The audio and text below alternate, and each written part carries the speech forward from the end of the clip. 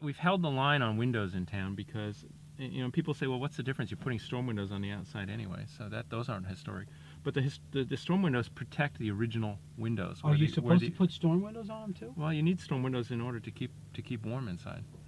So you can't. Don't they make them so that? Well, they make They make insulated glass, which is 2 layers of glass, but you're not allowed to use that. So you're not. You have to use true divided light windows in town. Man, oh man, you are harsh. Well, Just kidding. The problem is if we let people start doing it on new construction in town, pretty soon people with the old buildings will also want to be doing it, and they'll just be throwing out all the windows. And preserving the historic fabric again is part of the Commission's mission. And the old windows work fine. It's interesting.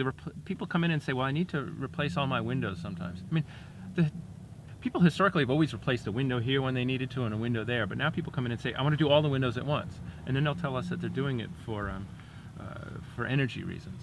Right. But in fact, the cost of replacing all the windows will not be recovered in decades for the price of, even with the price of fuel what it is. If you have storm windows, you should just leave your windows alone. Well, you know, everybody has their own individual taste, and I think at some point you want to celebrate that too. You don't want to. I know what you're saying. You want people to be able to put their own name on the list too. Right. So you don't want to say you can't touch the list, but why not come along and add your name? It's like, imagine if everybody who ever lived on Nantucket signed a sheet of paper, and pretty soon you had a long sheet of paper, and it was the history of the island. And new people who come here, we have to welcome them into the community. I mean, this is our community. These are the people we work with, the people building the houses. You know, the Nantucket's middle class, and it's wealthy class, and it's poor people. They're all the community. If you can just imagine them all signing this piece of paper, what you don't want is somebody come along and saying, "We're going to fix history. We're going to take out those earlier names, and we're just going to condense that. We're going to shorten the piece of paper. But we'll just take them. We don't think those names belong there. There was an appropriate period or something like that." And that happens with houses. I mean, you don't want people coming back and saying, "We're going to fix history. We're going to take this house. This house was built at a certain point in time. It had addition put on, another addition, and it has a sign of somebody doing this and a sign of doing that." It's worth saving all of those little pieces. Okay, good example. Madaket. I mean, that seems to be the last bastion of the little small Nantucket cottage. Some areas, and they're still there. And why haven't they been? There's a lot of pressure now. We're having people buy them as spec development projects. You know, they buy it and they come to the commission. They want to take on the cottage and put in something else. And there's a bit of creeping. What do you do? Development. What do you say to these people?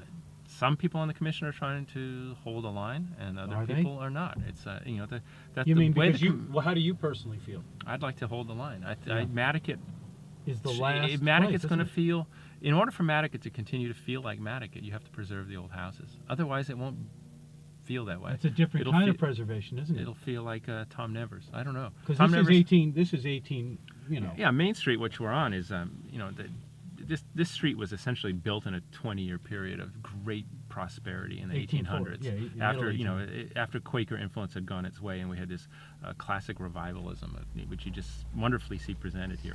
If you go on the side streets on Nantucket, you see the preserved Quaker period houses. You know, Main Street had houses on it in the 1700s. Those houses essentially were taken away or torn down during the 1800s and replaced with what we see here. And this is the imprint of the people, of the prosperous people during Nantucket's greatest whaling period in the 1800s. And they replaced simpler houses, which were developed during another great prosperity, period of prosperity in the 1700s, also whaling prosperity, but when the Quaker influence pervaded the island. And Quakers had religious beliefs against worldliness, and they thought houses should be devoid of ostentatious decoration. So you had very simple buildings, very simple trim. And that's behind here, right? And you'll see lots of examples. It's the classic 3-bay or 4-bay. It's the house on the right, for instance. You can see one. It's a 1761. Yeah. It's had an addition put onto the side and another addition onto that. Yeah. The doors on the front were added onto in the early 1800s. Very early Quaker doors almost universally were replaced with some sort of classical revival doorway with pilasters and columns and sidelights and all sorts of stuff like that. That was done in the now look at this one here. Look at this one, Dirk. Yeah, this has Look at those some windows. Gothic influence put in there. Now, so there are people on the commission right now who I disagree with, who would come in and say that those windows should be replaced with 6/6s because you want to somehow restore some sort of fake history. When in fact, somebody came along and built that house and changed that house to make it the way it is. I'm not sure we want to correct it. I think we want to leave it the way it is. Right. It was done that way. way. So the funkiness, that's the if it record was built before the funky, before they said no more funkiness. Here's a philosophical question. I don't know the answer to this because you're running a town agency and it has to treat everybody fairly.